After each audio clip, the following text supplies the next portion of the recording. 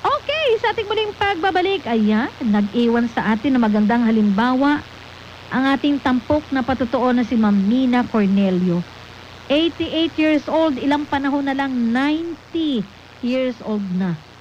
Ang bait po niya, no? Kasi kaya po siya nagsikap din na hindi muna umalis doon sa kanyang amo dahil kung di ako nagkamali doon sa kwentanda, 31 years old. 31 years na siyang nandoon kasi sabi niya, nag-umpisa siyang mangamuhan doon, ang edad niya palang 57. Pag kinumpute natin, 31 years na siya doon kasi yung alaga niyang bata, ngayon po may pamilya na, may anak na. O di ba po? So matagal na. Kaya pala ganun kasi nagpapadala po siya ng pambayad sa kuryente, sa tubig, sa kanyang anak sa Cavite. Dahil yung anak daw po palang niya yun, hindi nakakapaghanap buhay. Dahil dating may trabaho na umaako naman ng lahat ng mga gastusin. Nung na-aksidente po, syempre tayo mga magulang, lalo na po't nanay, hanggat kaya natin, diba? Tinutulungan natin ang ating mga anak. Ganun yung pagmamahal ng nanay, walang kupas. Diba po, mga kapanalig? Kaya nakakahanga rin po itong karanasan ni Ma'am Mina Cornelio, pati po yung pag-inom niya ng mga herbal po ng Herbena. Anyway, pag may tanong po kayo sa kalusugan, sa mga herbal po ng Herbena, mga kapanalig, tawag lang po kayo. Text lang po sa ating hotline, 0917-9495-145 at 0921-218-5672. Samantala ako po'y mag-iiwanan ng isang mahalagang talata ng Biblia mula po sa aklat ng Santiago 4:10. Magpakababa kayo sa paningin ng Panginoon at kanyang itataas kayo. Amang makapangyarihan sa lahat, muli po'y maraming salamat sa iyong patuloy na pag-iingat sa bawat isa sa amin. Salamat din po sa patuloy na pagpapala sa mga herbal po ng Herbena. Tinanggap po namin ito sa pangalan ng Panginoong Jesucristo Jesus. Amen. Mga kapanalig, ito po muli nyo balingkod si Ate Chat Ramirez de Luna sa ngalan po ng ating kapanalig Sedi de la Cruz, kapanalig Ma'am Weng Bravo, Sir Hamily, Ma'am Chinky, Ma'am Refe, at sa inyong lahat. Muli, maraming salamat po at sumainyo ang katotohanan. Inyong napakinggan ang programang Buhay at Kalusugan. Inihatid sa inyo ng Herbena. Abangan muli mula Lunes hanggang Biyernes, alas 8 hanggang alas 9 ng gabi. Kasama si Ate Chad Ramirez de Luna dito sa Veritas 846, ang radyo ng simbahan. Buhay at Kalusugan.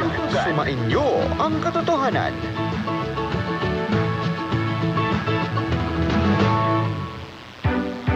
Mga kapanalig, pansamantalang hindi maririnig sa himpapawid ang inyong kapanalig na himpilan mula alas 9 ng gabi hanggang alas 12 ng hating gabi ngayong Lunes, September 1 upang bigyang daan ang technical transition at adjustment sa ating bagong transmitter site sa Longos, May Kawayan, Bulacan. Muling magbabalik sa himpapawid ang Veritas 846 sa hating gabi ng Martes, September 2 sa mas malakas at malinaw na pagsasahimpapawid. Maraming salamat po kapanalig!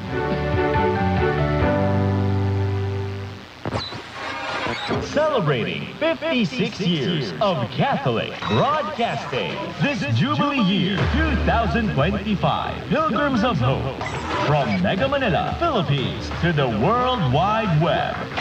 Veritas 846, Kapanalig. Kapanalig makinig, usap-usapang may hatid, tanging pag-asa at pag-ibig, nagpapalaya ang katotohanan ng batid.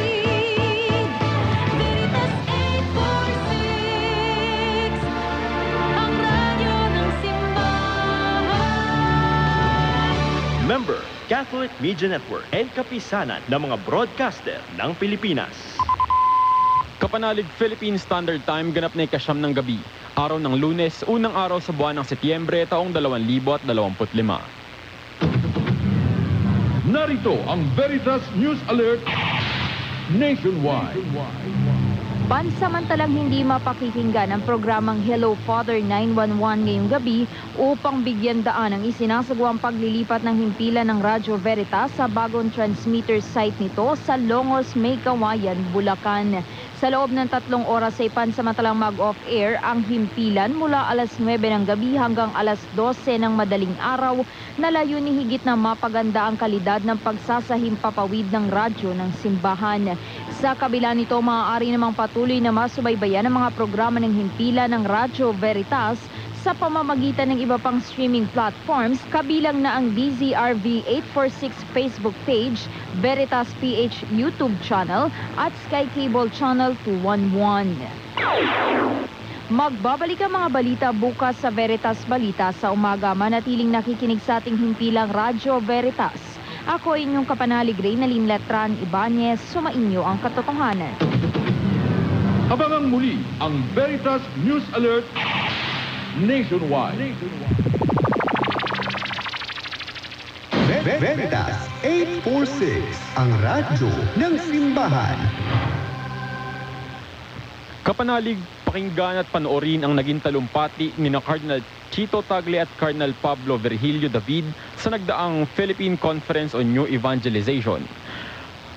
Patuloy nyo kaming masusubaybayan sa Sky Cable Channel 211 at sa ating mga social media platforms, Facebook, DZRV 846 at sa YouTube, Veritas PH. Maraming salamat, kapanalig. Break time na! Kumain ng tama, mag-exercise at mag-Ampalaya Plus. Clinically tested, ang Ampalaya Plus ay tumutulong sa pag-control ng blood sugar. Ang Ampalaya Plus ay may inam sa mga diabetiko at pre-diabetics. Kaya mag-Ampalaya Plus araw-araw. Mahalagang paalala, ang Ampalaya Plus ay hindi gamot at di maaaring gamitin paggamot sa anumang uri ng sakit.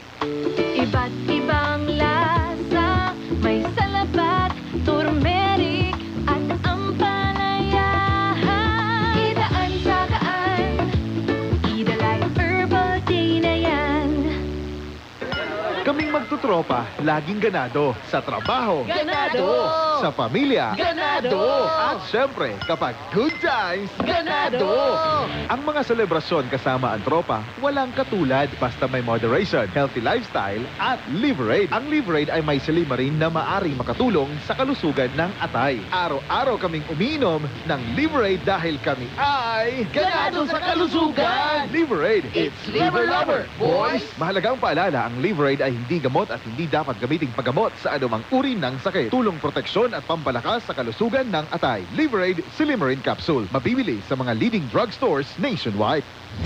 Mas pinalawak pa ang misyon ng inyong kapanalig na himpilan bilang tagapagpadaloy ng mabuting balita sa radyo at social media dahil mapapanood na ang mga programa ng Veritas 846 sa Sky Cable Channel 211. Tandaan, mga kapanalig, ang Veritas 846, ang radyo ng simbahan, is now on television. Veritas TV on Sky Cable Channel 211.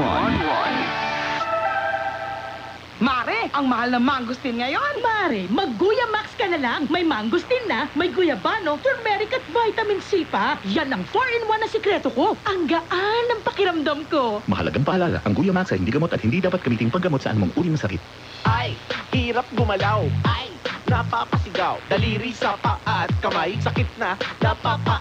Nandito ang turmeric capsules, tunay kang walastik. Mahalagang paalala, ang Turmeric Plus ay hindi gamot at hindi dapat gamitin panggamot sa anumang uri ng sakit.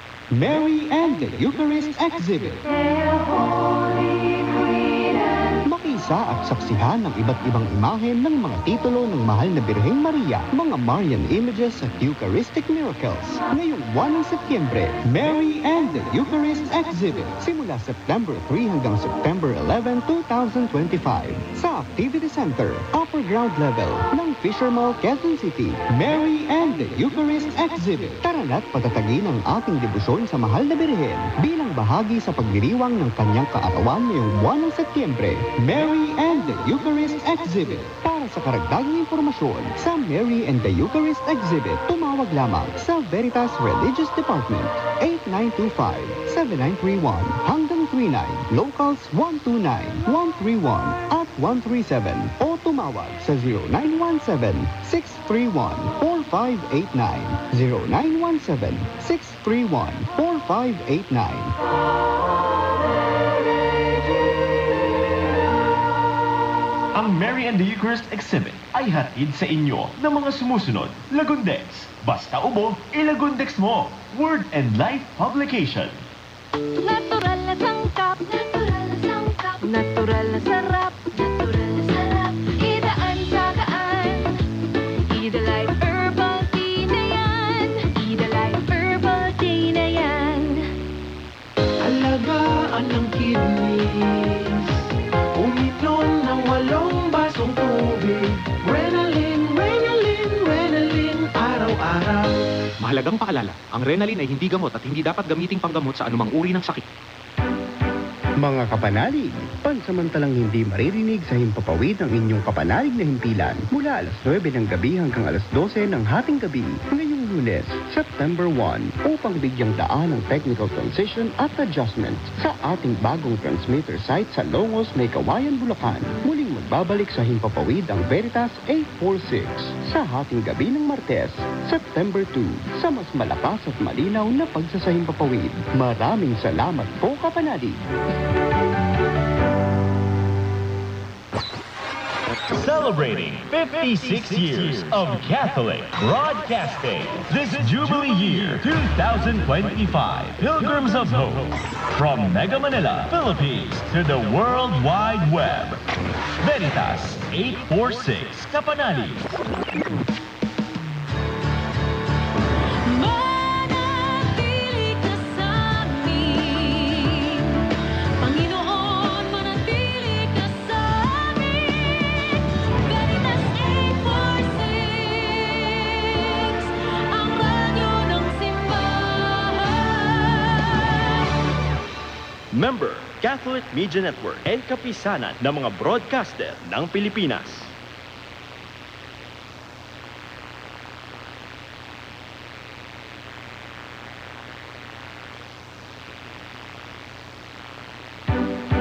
Mga kapanalig, pansamantalang hindi maririnig sa himpapawid ang inyong kapanalig na himpilan mula alas 9 ng gabi hanggang alas 12 ng hating gabi ngayong Lunes, September 1 upang bigyang daan ang technical transition at adjustment sa ating bagong transmitter site sa Longos, May Kawayan, Bulacan. Muling magbabalik sa himpapawid ang Veritas 846 sa hating gabi ng Martes, September 2 sa mas malakas at malinaw na pagsasahimpapawid.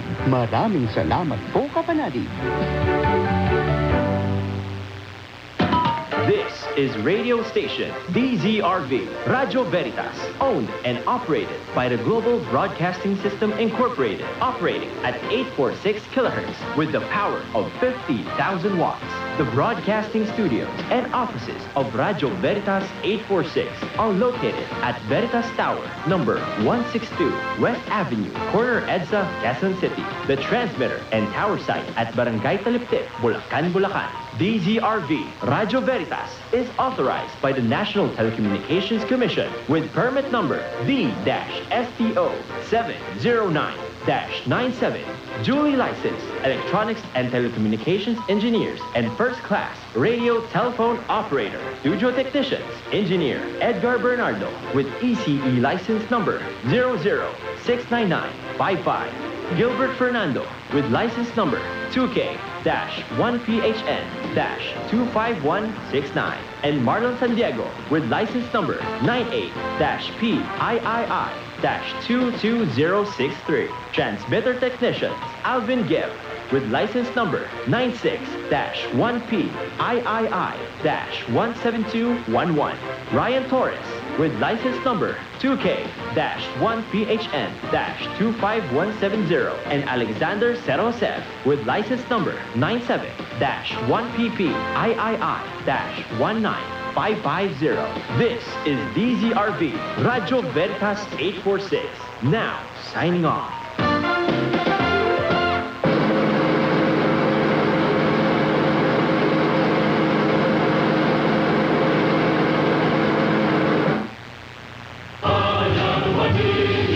Manatili